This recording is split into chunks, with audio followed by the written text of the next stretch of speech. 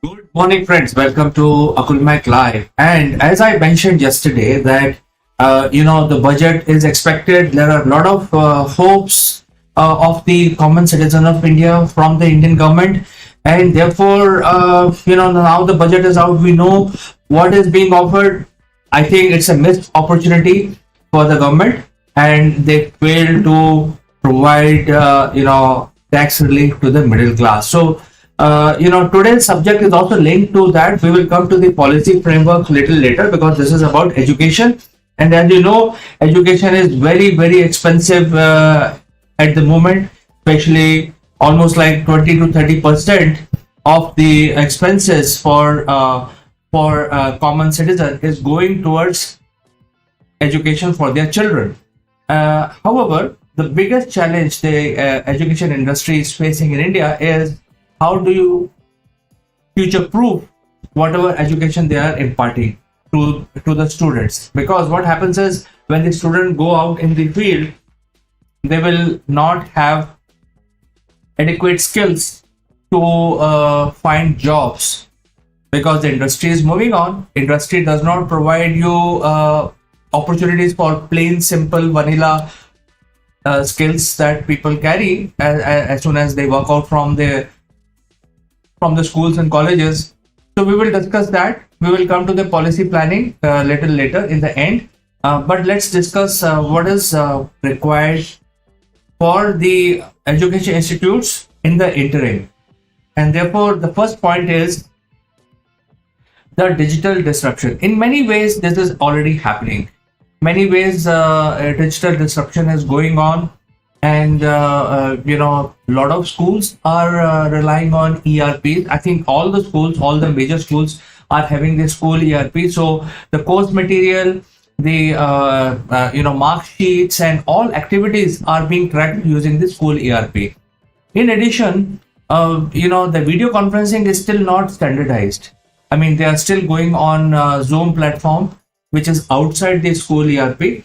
And in order to fully leverage the digital wave, they must have some sort of plugin in their ERP, so that the video calls can be made with the students in a very secure manner. Because right now, if it is external Zoom, and as you know, friends, the use policy for Zoom is that you have to be you cannot be a minor, you have to be an adult, and so is the policy of Google. If you are a minor, then the student's account has to be monitored by the parents. That's a policy. So if the school is providing some sort of video conferencing, opportunity for the students, it should be incorporated in their school ERP. So I think that is one thing which is still lacking.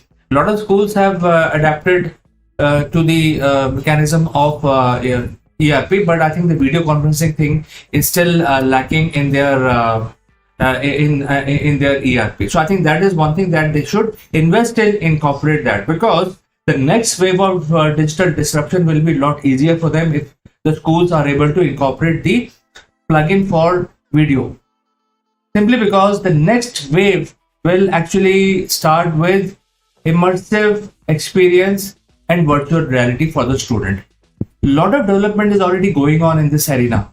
Especially a lot of Indian companies are actually developing software for education technology, and sooner or later this is going to come in. So the schools who are ready with this technical advancement will be able to provide these services to their students. I mean, the immersive experience to their students, and they will be future ready. So like that, there could be many things that can be provided. In terms of designing, in terms of planning, in terms of space exploration, because that is the next generation stuff. So the schools are basically providing the immersive virtual reality. Then they will be able to give that experience to the student, that how it will look like when you go into space, how it will look like if you go dive deep into the ocean. So a lot of these immersive experience can be provided. I think this is where the future is moving, and schools must invest in that, because it is also secure. The student has to basically use his login credentials to gain access to all services of the schools. So, including the video calling. Right now, that is not incorporated. By most, I would say, by 99% of the schools, they do not have the video calling bit incorporated in their in their ERP. So I think that is one thing which is very very important, and they should also add things like whiteboards, which is still not available. I mean, they are using the free whiteboard, which cannot be which can be hacked into, and we must be very very particular about safety and security for our children. So school must look at this very seriously, incorporate the whiteboards, incorporate the video calling of their own, which is behind their firewall, and it is secure. Access to all the services of the school is provided only after using the login credentials. So that is one thing. Let's move on to the next one, and that is the access points. How education services will be accessed? Will it be on a mobile? Will it be on a laptop? Will it be through virtual reality class? So I think these are certain things which are absolutely critical. I think the future planning has to be done by the schools also, education institute. I know education institutes are bound by the regulator. They are bound by the NCERT regulations. They have to follow those regulations. They have to see how they can provide education in the school, in the classroom. However, I think at the planning stage, they are already providing a lot of extracurricular activities which are as an add-on. Education is governed by NCERT, so a lot of schools are saying that, hey, we provide this horse riding, we provide swimming, we provide so many other things. So likewise, they can actually provide the access point, and therefore the management of the school must look at how they can incorporate. The fee structure is also very very expensive. Not everyone will be able to give that kind of fee for the school. Something has to be done about it, simply because for the parent it is absolutely difficult.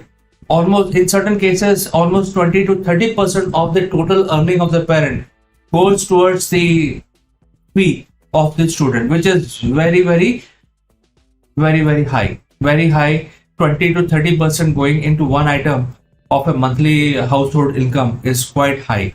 So I think by incorporating the digital and providing easy access to their artifacts or to their services, schools must look at reducing the fee structure, because they are not going, if they are running the whole thing online, then they will not be investing in the brick and mortar school. So think about it. And my appeal to the education ministry as well as the education industry is to look at how they can reduce the fee structure. Especially in India, it is very very high. Even though education is a fundamental right of all citizens, but then what is the point in having a fundamental right if it is not affordable? In many countries, wherever there is a fundamental right of education up to certain levels, it is provided by the government absolutely free. So we know all those countries, which are those countries where education is free because it's a fundamental right. So what's the point in making education as a fundamental right and then charging exorbitant amount for it? It is not fundamental. Who can afford it, then only that person will be able to provide that education to the children. So I think there is one huge gap here which needs to be corrected. Let's move to the next point, and that is the teacher empowerment. What happens is that the teachers are also governed by the NCERT. If there is a teacher who has some advanced ideas, some open ideas, they are not able to incorporate that. When the NCERT and all the regulators were not having such strong guidelines like 30-40 years back, teachers could actually take their students into field trips and then erect a makeshift class, because that was a trend then. Students were actually coming to school and then they wanted to go out, learn in the outdoors, and so teacher of that era thought this is something outside, and they were not governed by the regulations, because they could take the class out in the field, erect a blackboard there, train them, and then bring them back again. So that was a different era, but at least there was a freedom. Today, if there is a teacher with some ideas which may be beneficial, then there is no freedom. So that is one aspect, that if there is a, otherwise, if teachers have to only follow regulations, then what is the empowerment? There is no imagination. There is no there is no how do you put it? There is no encouragement to the teacher to do anything extra for the student, and that is something which is very much required. And teacher empowerment is required. This job is like any other job. This job is like any other job where people say that, okay, you have freedom and be innovative as long as you bring results. Whereas in the teaching business, teachers have to follow certain guidelines.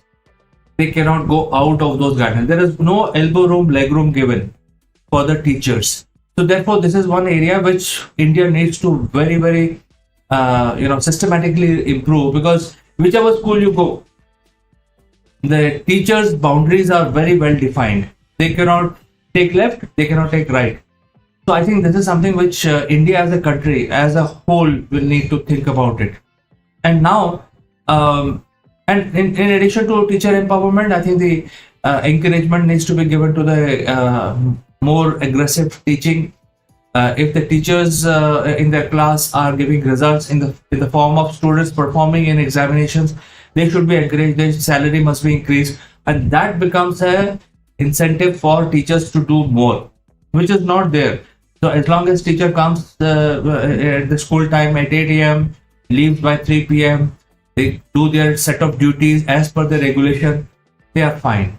There is no encouragement. There is nothing extra being provided to the teachers to do something additional. All right. Now, coming to student-centric learning. Student-centric learning is which is each student requires different ways to train, but the regulations are so strict that that innovation is not possible. It can be only requested by parent. Hey, my child requires special attention. So it is like a personal attachment. If the teachers listen to the parent and do some extra bit, it is the mercy which they are providing. There is no mechanism where the parent and teacher will be able to coordinate and provide something additional to the child. There is no system like that, because there is no incentive. As I explained to you, there is nothing extra being provided to the teacher. Teacher has to follow the set curriculum, set guidelines, and they don't want to do anything extra, because anything extra will be going away from the norms and away from the regulation. So I think this is something which is happening, and that is something lacking. If we do not provide students, see, the whole education industry is centered around making better leaders for tomorrow, better students with knowledge for tomorrow. If a country of 1.4 billion people, which will become 1.5 and 1.6 in next half century, then if we are not churning out leadership qualities, we are not churning out imagination, we are not churning out all of these things from the schools, then what is that we are doing for our workforce? We are just putting them into the some sort of a conveyor belt, and cookie cutter approach is being used. There is nothing called student centric, because each human being is different, and therefore this is something which is required. In the previous century, this was happening because the regulations were not so strong, but right now it is fixated in a box, and no imagination is being provided by the schools, but they are charging heavy fee for the education. The students are not learning as much as they should have, especially after the fee structure is so high. Okay, let's move to the next one, which is the policy reforms. A great policy reforms is needed, is a must for India if they want to churn out leaders, if they want to churn out intelligent students. Otherwise, we have the ability to create many leaders. We know that India is a very competitive country. There is a lot of competition within India, because India is a very large place with bright minds, and also they come up with very competitive spirit from the young age. However, if the skills that these people carry are not the skills that the industry requires, whatever quality you have as a student, you will not be sellable. Your skills are not required, you are redundant. So after finishing school, they will have to do some coaching. Whether that coaching or that training is relevant, I mean, they would have to spend money in private coaching centers, which is a reality. I mean, if you want to do something, you have to go to computer classes, you have to go to this class, that class. There are so many different kinds of classes which are being provided by the third party. The schools and universities are not giving those skills which are required. Now, the government of India, as per this budget, says that, hey, we will do the skill development. But the skill development has been going on. I mean, if you look at the government department, they have been doing skill development for last 10 years at least, since the time this government came into the power. Even prior to that, for last 20 years, there is a skill development authority of India, which is doing all this. For last 30 years, there is a skill development effort being provided by the government. But why we need in 2024 another program for skill development? Why can't we just reform our education regulations itself, which is NCERT for schools, UGC for university, and incorporate those things which are required for the industry, by the industry today? So the students come out from the school ready to work. The current regulation forces students to be part of a rat race. The rat race which was established by the Britishers in the 18th century, and not much changes have happened apart from history lessons, and apart from, because mathematics has not changed, physics has not changed. The same physics for last 100 years students are learning. What is that? I mean, if you do mathematics or physics in school, what skills you carry when you approach for a job, right? What skills do you have? You don't have any skills, because your math education will not be useful by any business. So you don't carry any skills. So I think saying that we will provide skills doesn't mean anything by the government, because government has been doing it for last 30 years. What skills need to be provided? Why can't we identify those? Why can't we identify those skills which are required by the industry and train those skills to our young children, so that when they come out at the age of 16, 20 or 21, they are sellable. Their skills are immediately, will be hired by the businesses. Today, business do not find adequate skills. They will have to spend their own money to train the new joinees. And after 6 months, the new joinees leave, because they got the training from the businesses. So there is no incentive for business to do training. They will actually look for poaching. They start poaching. Now, if they start poaching, who is going to hire the freshers who are coming out of the schools? There are no jobs. See, this is where the reforms are have to be holistic.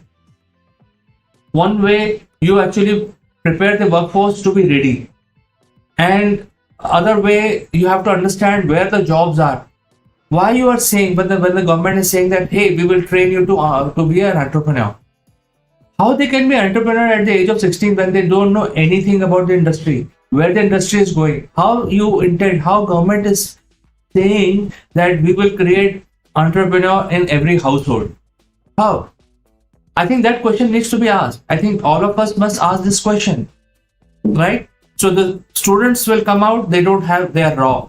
They don't have any skills. Business will not hire freshers because those guys are skillless. And then the business will be resorted to poaching from other companies, increasing their cost. But I think that is how the situation is right now. If you want to do any business, you rather take experienced guy instead of taking a fresher, because there is no incentive for business to take fresher, train him or her for 6 months or 1 year, and after that the fresher will become trained. They move on, they find better jobs everywhere. So there is no incentive for business. So this is a catch-22 which government needs to address, and by not addressing them and only increasing tweaking the tax reforms here and there, not looking at the core things. This is an opportunity lost, in my opinion. The government of India must have addressed this, because especially they have been they were not booted out. They came to power after second term. This is the third term of this government, the same government, same faces. It was an opportunity for them to do a much bigger activity, which they failed to do. It's an opportunity lost. Now, this could be because of the electorate pressures, because whatever they are doing is to satisfy the allies, but then they are the followers, the government followers, and the very loyal followers, which are the common man of India, common citizens of India, who are electing the government. They are feeling cheated out at this point in time, because nothing is being offered to them, not even reduction of fee by the education institutes. I mean, look at the education fees. Amazing, they are really, really high, extremely high. Even at a very toddler stage levels, the fees is exorbitant in India.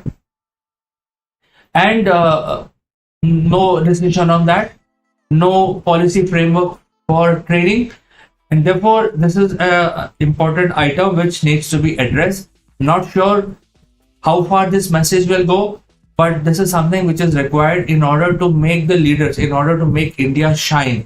And because people will make India shine, but we are not spending enough in the education so that we can come out with skilled leaders for tomorrow.